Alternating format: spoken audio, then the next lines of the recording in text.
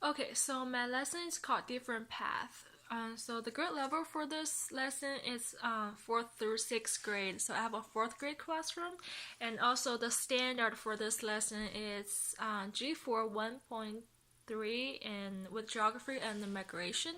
And also the objectives are students will be able to analyze how decision makings are important to for people to traveling to other places, and also students will be able to explain how does the physical environment impact people's traveling to other places. And also from this lesson, students will be able to know the choices have consequences, and also like students will use his or her understanding of choices and the consequences to construct a decision-making process to justify a decision. So for this lesson, students will be divided into small groups, and three students will be in each group. So students are going to pick a central point, which is our classroom, and they're going to pick a place that is on campus that is at least 3 minutes away from our classroom.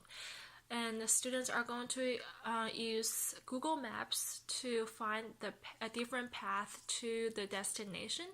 So after they're done like searching different paths, they're going to actually walk with a stopwatch. So they're going to record the time for each path, and then they're going to compare and contrast with what are some differences, what are some similarities with each path. So from this lesson, students will be able to know what is a map, what is a destination, which is where are you going, and students will be able to know how to use Google Maps for searching to go to other places, and also students will be able to know the distance between the two places, and also the measurement, which is the time spent on to get to their destination. So I think this lesson is very helpful for students to develop their understanding of traveling and how to plan for future traveling, and which decision they're going to make for the best decision, or for the shortest time, or for their traveling in the future time. And also the role of significance played in my lesson.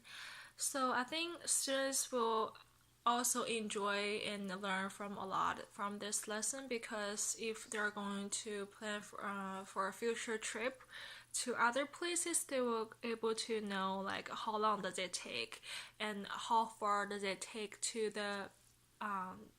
their destination, which is the method of distance and the measurement. And I think they will be learn a lot from this lesson. And also throughout planning for this lesson, I think I learned that there could be like different ways to go to other places. There are not only one way to go to another place, and students will need to able to make decisions on their own, what best decision they're going to have. And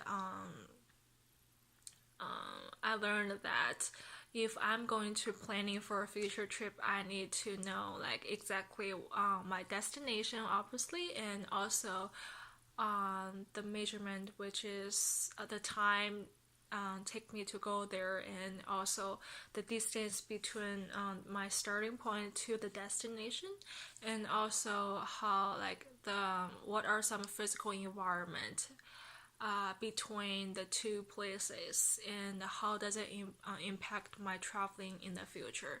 So I think I learned a lot through this lesson.